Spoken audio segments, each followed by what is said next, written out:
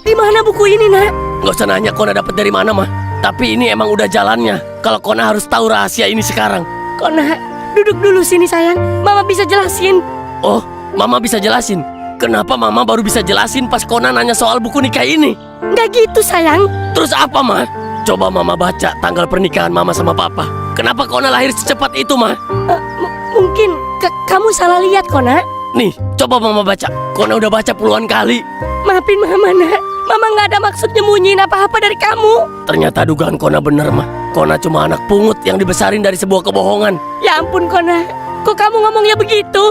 Kona nyesek, mah. Kona ngerasa dibohongin selama 22 tahun.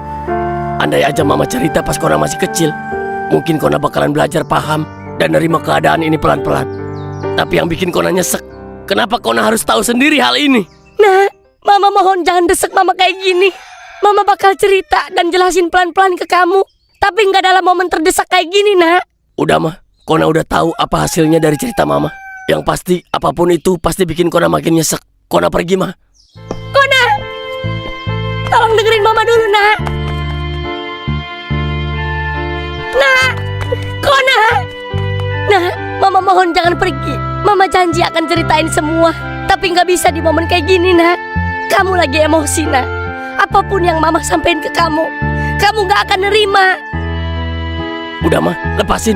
Kona mau cari tahu sendiri. Siapa orang tua Kona yang asli? Mama orang tua kamu, Nak.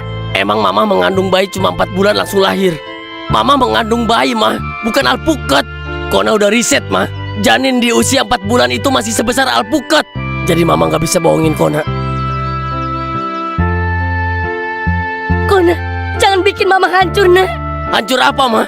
Hati Kona yang hancur. Atas nama Kona Alexandra, Iya, Bang. ke stasiun Majaya. Iya, Bang. Ayo cepet. Nak, Kona, jangan tinggalin Mama, Nak. Kona! Kona! Kona! Kona duduk tertekan di atas jok motor ojek daringnya melaju membelah ramainya jalanan menuju stasiun Maja. Tatapan matanya kosong menembus hamparan aspal. Sementara benaknya dipenuhi kecamuk emosi, rasa kecewa, dan kepedihan mendalam. Setiap hembusan angin sore seolah menegaskan kehampaan hatinya setelah mendapati kenyataan pahit bahwa tanggal lahirnya hanya berselang 4 bulan dari pernikahan orang tuanya.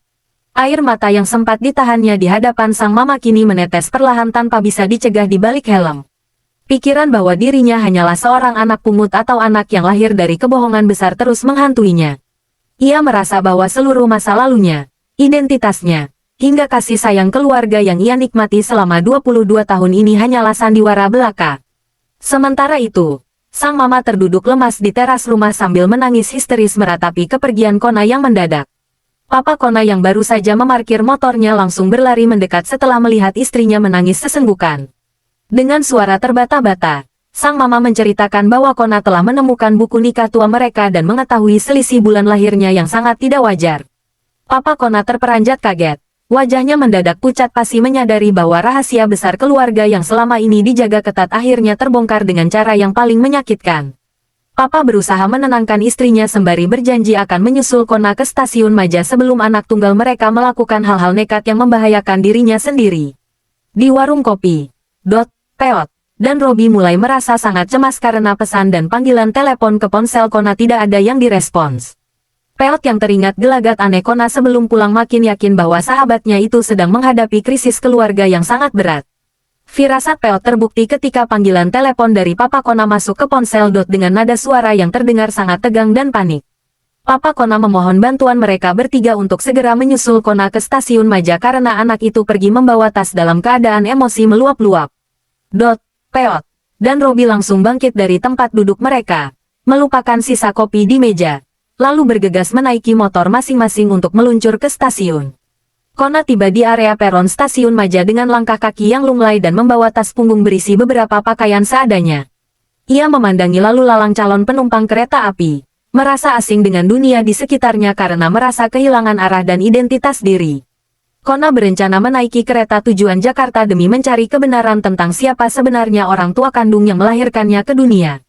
Saat menunggu kedatangan kereta di atas bangku peron, Suara pengumuman stasiun bergema bersautan dengan memori manis bersama kedua orang tuanya semasa kecil. Rasa sakit akibat merasa dibohongi bertabrakan hebat dengan kerinduan akan kehangatan rumah yang baru saja ia tinggalkan dalam keadaan berantakan. Tak berapa lama kemudian, deru langkah kaki yang tergesa-gesa terdengar mendekati tempat duduk Kona di sudut peron stasiun. Dot, Peot, dan Robi yang napasnya terengah-engah berhasil menemukan Kona sebelum kereta jurusan Tanah Abang itu tiba. Peot tanpa ragu meluapkan emosinya, merangkul leher Kona erat-erat sembari menuduh sahabatnya itu konyol karena berniat kabur tanpa pamit. Dot duduk di sebelah Kona, berbicara dengan nada tenang dan dewasa demi meredam gejolak amarah yang sedang membakar dada sahabat kecilnya. Dot mengingatkan Kona bahwa melarikan diri dari masalah tidak akan pernah memberikan jawaban yang memuaskan atau menyelesaikan keraguan yang ada di pikirannya. Kona meluapkan segala sesak di dadanya kepada ketiga sahabatnya, menceritakan rahasia selisih 4 bulan pada buku nikah orang tuanya. Robi yang biasanya bertindak konyol kali ini mendengarkan dengan amat serius, memberikan sudut pandang yang lebih bijak mengenai arti sebuah keluarga. Robi menegaskan bahwa terlepas dari teori anak pungut atau rahasia masa lalu, kasih sayang orang tua Kona selama 22 tahun ini adalah nyata. Peot menambahkan bahwa papa dan mama Kona selalu merawat, membesarkan, dan membela Kona dengan sepenuh jiwa tanpa pernah membeda-bedakannya. Menerima pelukan dan dukungan moral dari para sahabatnya, benteng pertahanan emosi Kona akhirnya runtuh dan ia menangis sejadi-jadinya di peron stasiun. Di saat yang bersamaan, papa dan mama Kona tiba di area peron dengan wajah yang kelelahan serta dipenuhi rasa khawatir luar biasa.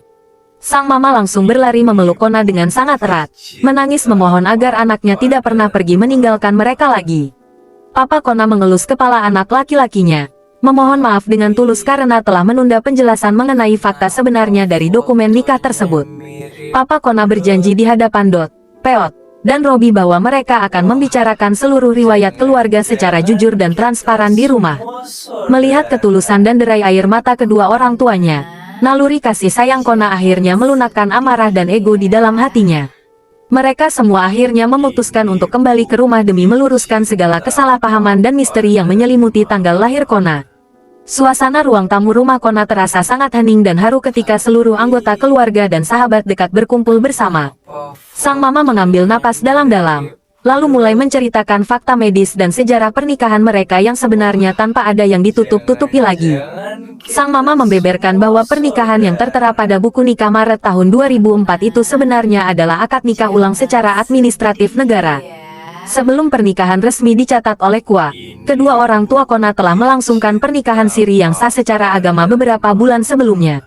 Mendengar penjelasan rasional dan jujur tersebut, Kona terpana menyadari bahwa kekeliruan pikirannya mengenai bayi 4 bulan adalah akibat asumsi dangkalnya sendiri. Rasa malu berbaur haru mendadak memenuhi benak Kona karena sempat menuduh ibunya dan menganggap dirinya sendiri sebagai anak pungut. Papa Kona menambahkan bahwa berkas pernikahan siri sengaja disimpan terpisah dan mereka belum sempat menceritakannya karena menganggap Kona belum cukup dewasa. Dot, Peot, dan Robi yang mendengar kenyataan tersebut bernapas lega, lalu mulai melempar lelucon konyol demi mencairkan suasana yang tegang. Kona menundukkan kepala, memeluk kedua orang tuanya sembari meminta maaf atas sikap emosionalnya yang telah membuat kepanikan satu rumah. Malam itu berakhir dengan kehangatan dan rasa lega yang luar biasa bagi keluarga besar Kona serta para sahabatnya. Kebingungan mengenai tanggal lahir yang sempat memicu drama pelarian ke stasiun kini berganti menjadi pelajaran berharga tentang pentingnya komunikasi. Kona menyadari betapa beruntungnya ia memiliki orang tua yang begitu mencintainya dan sahabat-sahabat sejati yang selalu ada di saat krisis. Peot dan Robi yang kelaparan langsung menagih janji makan malam gratis kepada Mama Kona sebagai upah atas aksi penyelamatan di stasiun.